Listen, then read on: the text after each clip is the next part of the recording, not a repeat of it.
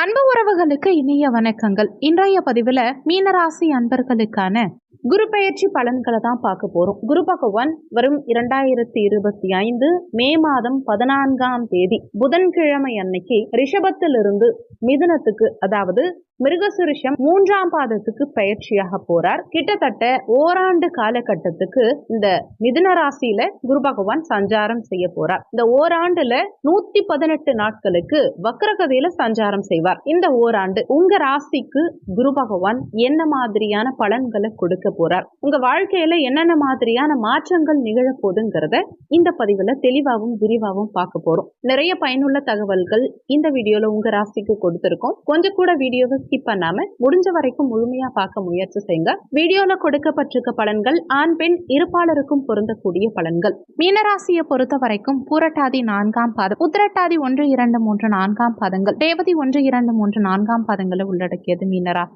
மீனராசிக்கு அதிபதி குரு பகவான். மீனராசி அன்பர்களுக்கு 3ஆம் பாவகமான முயற்சி ஸ்தானத்திலிருந்து சனி பகவான் பயிற்சியாகி இனி சுகஸ்தானமான 4ஆம் பாவகத்துல சஞ்சாரம் செய்ய போறார். பொதுவா இயற்கை சுபர் கேந்திர ஸ்தானங்கள்ல இருக்கிறது கேந்திராதிபதி தோஷம்ங்கிற கான்செப்ட்ல வரும். அதுலயும் குரு பகவான் நமக்கு லக்னாதிபதி, தொழில் ஸ்தானாதிபதி. மிக முக்கியமான கிரகம் மீனராசி அன்பர்களுக்கு குரு பகவான் தான். இந்த இயற்கை சுபர் கேந்திரத்துல சஞ்சாரம் செய்யறார். பொதுவா குருவுக்கு கோச்சார ரீதியா 4ஆம் இடம் உகந்த இடமா சொல்லப்படல. இருந்தாலும் குரு பகவான் நமக்கு லக்னாதிபதி, 10ஆம் பாவகாதிபதிங்கிற ரோல் பிளே பண்றதுனால அவர் 4ஆம் இடத்துல சஞ்சாரம் செய்யறது நற்பலன்களை நிறையவே கொடுக்கும். அதனால குரு பெயர்ச்சியை பொறுத்த வரைக்கும் மீனராசிக்கு பிளஸ் ஆர் மைனஸ் கேட்டகரியில தான் வேலை செய்ய போகுது. பாசிட்டிவான சைடு என்ன, நெகட்டிவான சைடு என்ன, இதுலெல்லாம் கவனமா இருக்கணும். எதுலெல்லாம் நமக்கு ரொம்ப ஃபேவரா இருக்குங்கிறத இந்த பதிவுல கிளியரா பார்க்கலாம். பாசிட்டிவான விஷயம் எதுன்னு பார்த்தா, ஜீவன ஸ்தானாதிபதி 4ஆம் இடத்துல இருக்கிறது தொழில் உத்தியோகம் சார்ந்த விஷயங்கள்ல நல்ல வளர்ச்சி, நல்ல மாற்றத்தை கொடுக்கும். நிறைய பேர் உத்தியோகத்துல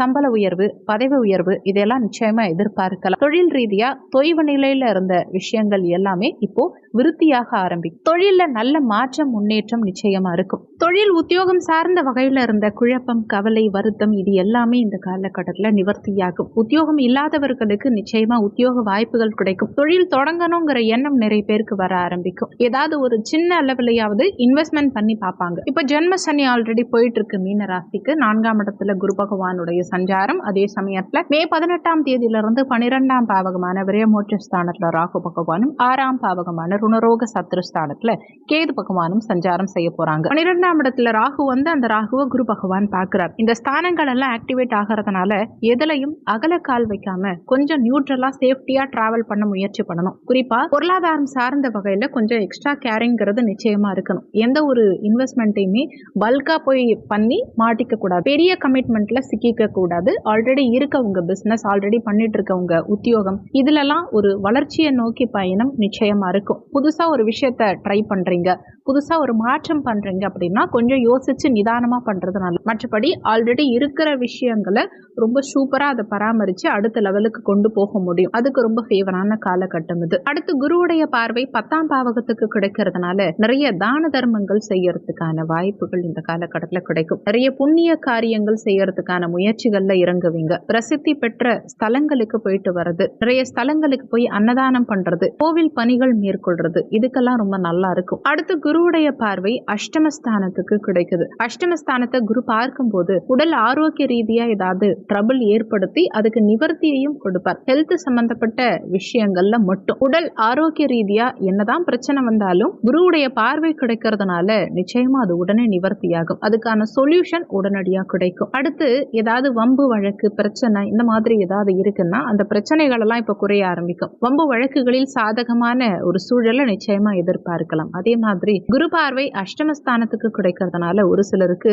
திடீர் பண வரவு இருக்கும், திடீர் மாற்றங்கள் இருக்கும். அடுத்து விரயஸ்தானத்துக்கு குரு பார்வை இருக்கிறதுனால நிறைய சுப விரய செலவுகளை இந்த காலகட்டத்தில் நிச்சயமா எதிர்பார்க்கலாம். முக்கியமான விரய செலவுகள் செய்யறதுக்கான காலகட்டம் இது. நிறைய பேர் வீடு கட்டுறது, வீடு சம்பந்தமான விஷயங்களுக்காக செலவு செய்யறது, வண்டி வாகனங்கள் வாங்கறதுக்காக செலவு செய்யறது, மனை வாங்குறது சம்பந்தமான விஷயங்களுக்காக செலவு செய்யறது, ஃபேமிலியில யாருக்காவது சுப காரியம் செய்யறது சார்ந்த வகையில விரய செலவுகள் செய்யறது, இப்படி விரயஸ்தானத்துக்கு குரு பார்வை பதியும் போது நிறைய சுப விரய செலவுகள்ங்கிறது ஒண்ணு மாத்தி ஒண்ணு வந்துகிட்டே இருக்கும். ராகு அந்த விரயஸ்தானத்துல மே 18க்கு பிறகு சஞ்சாரத்தை தொடருவார். அதனால கையில சுத்தமா பணம் நிக்காது. அதனால கையில இருக்க பணத்தை ஒரு நல்ல விஷயங்களுக்காக இன்வெஸ்ட்மெண்ட் பண்ணி வைக்கிறது நல்லது. ராகு விரயஸ்தானத்துக்கு வந்தா தேவையில்லாத தண்ட விரய செலவுகள், ஹெல்த் சம்பந்தமான விரய செலவுகள், இப்படி சம்பந்தமில்லாத விஷயங்களுக்காக விரய செலவுகளை கொடுப்பார். அதனால கையில பொருளாதாரம் இருக்கு, இல்ல பல்கா ஏதாவது அமௌண்ட் கிடைக்குது அப்படின்னா அதை ஏதாவது நல்ல விஷயங்களுக்காக இன்வெஸ்ட்மெண்ட் பண்றது நல்லது. வீடு கட்டலாம், இடம் வாங்கலாம், இல்ல தங்க அணிகலன்கள் வாங்கலாம். ஏதோ ஒரு விஷயத்துல சேஃப்டியான விஷயங்கள்ல இன்வெஸ்ட்மெண்ட் பண்ணிடுறது நல்லது. கையில பெருசா பணத்தை வச்சுக்க வேண்டாம். அடுத்து நெகட்டிவான விஷயங்கள் என்னென்ன, எதுலெல்லாம் கவனமா இருக்கணும்னு பார்க்கும்போது, குரு 4ஆம் இடத்துக்கு வரும்போது அதிகப்படியான சிந்தனைகளை கொடுப்பார். மைண்ட் கண்ட்ரோல்டா இருக்காது. பலவிதமான சிந்தனைகள் மனசுல ஓடிக்கிட்டே இருக்கும். அதனால சிந்தனைகளை குறைச்சி நியூட்ரலைஸா டிராவல் பண்றது நல்லது. எதையும் மனசுல அதிகமா ஏத்திக்க கூடாது, எதையும் மனசுல போட்டு குழப்பிக்க கூடாது, ரொம்ப யோசிக்க கூடாது. அதை கொஞ்சம் லிமிட்டடா வச்சுக்கிறது நல்லது. நல்ல மெடிடேஷன் பண்ணுங்க. அது இந்த காலகட்டத்தில் உங்களுக்கு பெஸ்ட் ரெமடியா இருக்கும். ஏன்னா இந்த நேரத்துல அதிகமான சிந்தனை வரும், அதிகமான கவலை வரும். யோசிச்சு யோசிச்சு கன்ஃபியூஸ் பண்ணிப்போம். அதனால மன ரீதியா எந்த தாக்கமும் வராம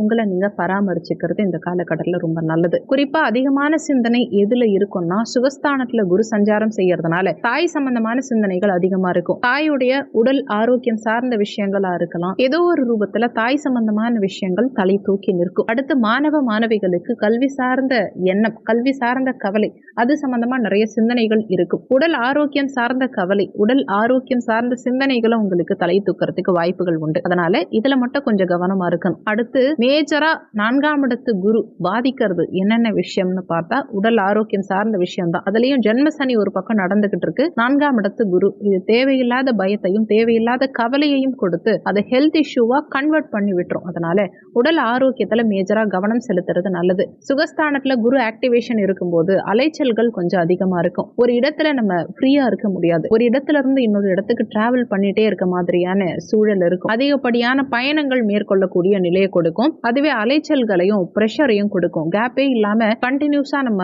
ஒர்க் பண்ணிக்கிட்டே இருக்க மாதிரியும் கண்டினியூஸா டிராவல் பண்ணிட்டே இருக்க மாதிரியும் ஒரு சூழலை கிரியேட் பண்ணும் மனசளவுல. அது மட்டும் இல்லாம தொழில் உத்தியோகத்துல நிறைய ஆதிக்கம் செலுத்த ஆரம்பிச்சிருவோம். அதுல ரொம்ப மும்முரமா ஈடுபடுவோம். ஏதோ ஒரு தொழில் உத்தியோகத்தை ரொம்ப ஃபோக்கஸ் பண்ணி நம்ம இறங்க ஆரம்பிச்சிருவோம். ஏதோ ஒரு ரூபத்துல தொழில் உத்தியோகம் சார்ந்த வகையில பிரஷர் கொஞ்சம் அதிகமாவே இருக்கும். அதுல நம்ம அதிகமாவே ஈடுபடுற மாதிரியான சூழலை கொடுத்துரும். தொழில் உத்தியோகத்துல அதிகமா ஃபோக்கஸ் பண்றதுனால உங்க ஹெல்த்தை அதிகமா கவனிக்காம போறதுக்கு வாய்ப்புகள் உண்டு. அதனால உடல் ஆரோக்கியத்துல டிஃபால்ட்டா கவனம் செலுத்தி செயல்படுறது இந்த காலகட்டத்தில் உங்களுக்கு நல்லது. அடுத்து 12ஆம் இடம் 8ஆம் இடம், இந்த 2 இடமும் குரு பார்வையில இருக்கு, ஆக்டிவேஷன்ல இருக்கு. அதனால உடல் ஆரோக்கியம் சம்பந்தமான விரய செலவுகள் மாத்தி மாத்தி வந்துகிட்டே இருக்க மாதிரி ஃபீல் ஆகும். அதனால உடல் ஆரோக்கியத்துல நீங்க கவனம் செலுத்தினீங்கனாலே தேவையில்லாத தண்ட விரய செலவுகளை கண்ட்ரோல் பண்ணலாம். கவனம் இல்லாத பட்சத்துல உடல் ஆரோக்கிய ரீதியா விரய செலவுகள் மாத்தி மாத்தி வரத்தான் செய்யும். அதுலயும் இந்த மிடில் ஏஜ்ல இருக்கவங்களுக்கு அது ஆவரேஜா கொண்டு போயிடும். ஆனா இளம் பருவத்துல இருக்கவங்க, வயதில் மூத்தவங்க,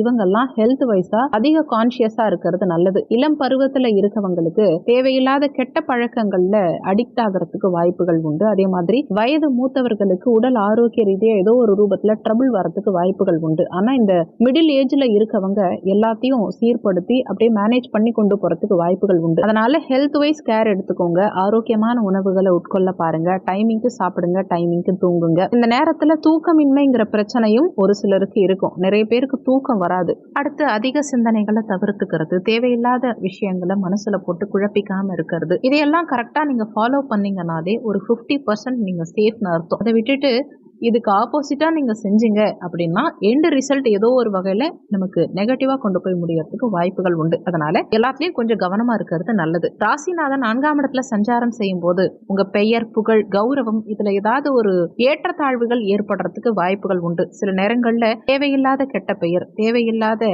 மனக்குழப்பம், உங்க மனசை வருத்தம் அடைய வைக்கிற மாதிரி ஏதாவது ஒரு செயல்பாடுகள் இப்படி இருக்கும். அதனால நமக்கு சம்பந்தமில்லாத விஷயங்கள்ல தலையிடாம நம்ம உண்டு நம்ம வேலை உண்டுன்னு டிராவல் டிராவல் பண்ணிட்டு இருக்கிறது இந்த காலகட்டத்தில் நல்லது. அதுலயும் ஜன்ம சனி நடக்கிறதுனால நம்ம எவ்வளவுதான் கரெக்டா போனாலும் நம்மளை சுத்தி இருக்கவங்க நம்மள தேவையில்லாத விஷயங்கள்ல கொண்டு போறது, இல்ல நம்ம பண்ணாத விஷயங்கள்ல நம்ம தண்டனை அனுபவிக்கிற மாதிரியான ஒரு சூழல் நமக்கு கிரியேட் பண்றது, இப்படி எல்லாம் பண்ணுவாங்க. அதனால நம்மள சுத்தி இருக்கவங்க சார்ந்த விஷயங்களையும் கொஞ்சம் கவனமா இருக்கணும். முக்கியமா நண்பர்கள் சார்ந்த விஷயங்கள்ல கொஞ்சம் எக்ஸ்ட்ரா கேர் எடுத்து கவனமா இருந்துக்கணும். ஏன்னா சனி பகவான் உங்க ராசியிலேயே அமர்ந்து 7ஆம் பார்வையா களத்திர ஸ்தானம், கூட்டாளிகள் ஸ்தானம், நண்பர்கள் ஸ்தானம், இந்த 7ஆம் இடத்தை பார்க்கறதுனால நண்பர்கள் சார்ந்த வகையில சில பிரச்சனைகள் வரும். இந்த நேரத்துல நிறைய புதிய நண்பர்கள் உங்களுக்கு கிடைப்பாங்க. நீங்க யார நண்பர்களா சூஸ் பண்றீங்க அப்படிங்கிறது ரொம்ப ரொம்ப முக்கியம். முக்கியமா தீய குணாதிசயங்கள் கொண்ட நண்பர்கள் நிறைய உங்களுக்கு கிடைக்கிறதுக்கு வாய்ப்புகள் உண்டு. அதனால நண்பர்களை சூஸ் பண்ணும்போது கொஞ்சம் பார்த்து கவனமா சூஸ் பண்ணணும். நம்ம கூட இருக்கவங்க யாரு என்னன்னு தெளிவா புரிஞ்சுக்கணும். நம்ம சீக்கிரட்டை அவங்க கிட்ட வெளிப்படுத்த கூடாது. இந்த நேரத்துல நம்ம பேச்சில் நிதானத்தை கடைபிடிக்கணும். யாரை நம்பியும் எந்த விஷயங்களையும் சொல்லக்கூடாது. யாரை நம்பியும் எந்த விஷயங்களையும் கண்மூடித்தனமா இறங்கக்கூடாது. இதை மட்டும் சரியா கடைபிடிச்சாலே போதும். ஓவராலா இந்த குரு பயிற்சியை பொறுத்த வரைக்கும் மீன ராசிக்கு ரொம்ப நெகட்டிவாவும் இருக்காது, ரொம்ப பாசிட்டிவாவும் இருக்காது. ஆவரேஜான பலன்கள் நிச்சயம் இந்த காலகட்டத்தில் கொடுப்பார். நம்ம செயல்பாடுகளை நம்ம சரியான பாதையில திருப்பிக்கிட்டாலே நிறைய பாசிட்டிவான விஷயங்களை நிச்சயமா அனுபவிக்கலாம். இந்த நேரத்துல நம்ம மனம் சார்ந்த விஷயங்களுக்கு நிறைய டெஸ்ட் வைக்கிற மாதிரி நிலை இருக்கும். சனியாகட்டும் குருவாகட்டும், இந்த 2 கிரகங்களுமே மன ரீதியா நிறைய டெஸ்ட் வைக்கும், மன ரீதியா நிறைய தாக்கங்களை கொடுக்கும். அதனால எதையும் எதிர்பார்த்து செய்யக்கூடாது, எதிர்பார்த்து ஒரு விஷயங்களை நடைமுறைப்படுத்தக்கூடாது. அதுல ஒரு ஏமாற்றமான விஷயங்கள் வரத்துக்கு வாய்ப்புகள் உண்டு. அதனால நேச்சரா நாம நம்ம செயல்பாடுகளை செஞ்சுக்கிட்டு எந்த எதிர்பார்ப்பும் இல்லாம டிராவல் பண்ணிட்டு வந்தோம்னா நமக்கு பெருசா நெகட்டிவான விஷயங்கள் ஏற்படாது. அதே மாதிரி உங்க சிந்தனைகள் இப்பதான் ரொம்ப அதிபுத்திசாலித்தனமா வேலை செய்யும். அதாவது ரிஸ்க் எடுத்தாதான் லைஃப்ல முன்னேறலாம், நம்ம ஏதாவது ஒரு வகையில ரிஸ்க் எடுக்கணும் அப்படிங்கிற ஒரு மனநிலையை அதிகமா கொடுக்கும். நிறைய பேரை கடன் வாங்க வைக்கும். துணிஞ்சு கடன் வாங்கி ஏதாவது மாற்றம் செய்ய வச்சு பெருசா எதுலையாவது கொண்டு போய் இன்வெஸ்ட்மெண்ட் பண்ண வச்சு ஏதோ ஒரு ரூபத்துல உங்களை பிரச்சனையில மாட்டி விட்டுரும். உங்க சக்திக்கு மீறிய செயல்பாடுகளை செய்ய வைக்கிறதுக்கு தூண்டும் உங்க சிந்தனைகள். அதனால இந்த காலகட்டங்கள்ல ரிஸ்க் வெறும் 20% மட்டும் தான் இருக்கணும். மத்த 80% சேஃப்டி தான் முக்கியமா இருக்கணும். ஒரு விஷயத்துல ரிஸ்க் எடுக்கிறீங்கன்னா ரிஸ்க் எத்தனை % இருக்குங்கிறத விட சேஃப்டி எத்தனை % இருக்கு அப்படிங்கறத நீங்க செக் பண்ணிக்கணும். அது ரொம்ப ரொம்ப முக்கியம். இது எந்த விஷயமா இருந்தாலும் சரி, உங்க தொழில், உத்தியோகம், இல்ல நீங்க ஏதாவது மாற்றம் பண்ணணும்னு நினைக்கிறீங்க, அந்த மாற்றம் சார்ந்த விஷயங்களா இருக்கலாம். அடுத்து மாணவ மாணவிகள் கல்வி சார்ந்த விஷயங்கள், அதுல ஏதாவது நீங்க செய்யணும்னு நினைக்கிறீங்க, இப்படி A to Z எதுவா இருந்தாலும் சரி, ரிஸ்க் வெறும் 20% தான் இருக்கணும். சேஃப்டிங்கிறதுக்கு தான் நீங்க 80% முக்கியத்துவம் கொடுக்கணும். இதை நீங்க கரெக்டா ஃபாலோ பண்ணீங்கன்னா பாதிப்புகள் பெரிய அளவில் இருக்காது. நெகட்டிவான விஷயங்கள் நடந்தாலும் அதை நம்ம எளிமையா கடந்து வந்துடலாம். அதுலயும் குருவுடைய ராசி மீனம், எந்த ஒரு விஷயத்தையும் நுணுக்கமா கையாண்டு அந்த நெகட்டிவ கூட பாசிட்டிவா மாத்துற ஒரு தன்மை மீன ராசிக்கு இயற்கையாவே உண்டு. அதனால மேஜரா மீன ராசியை பொறுத்த வரைக்கும் உங்க உடல், மனம், சிந்தனை இதை மட்டும் ஒருநிலைப்படுத்துங்க போதும். மற்ற விஷயங்களை எல்லாம் நீங்க எளிமையா கடந்து வந்துடலாம். மற்ற விஷயங்கள்ல நெகட்டிவ கூட நீங்க ஈஸியா பாசிட்டிவா மாத்திருவீங்க. வீடியோல சொல்லி இருந்த பலன்கள் கோச்சார பலன்கள், இது வெறும் 20% தான் வேலை செய்யும் யாரா இருந்தாலுமே. இந்த வீடியோல உங்களுக்கு ஏதாவது சந்தேகம் இருந்தா கீழே இருக்க கமெண்ட் செக்ஷன்ல சொல்லுங்க. நன்றி. மற்றும் ஒரு நல்ல பதிவோடு மீண்டும் உங்களை சந்திக்கிறேன்.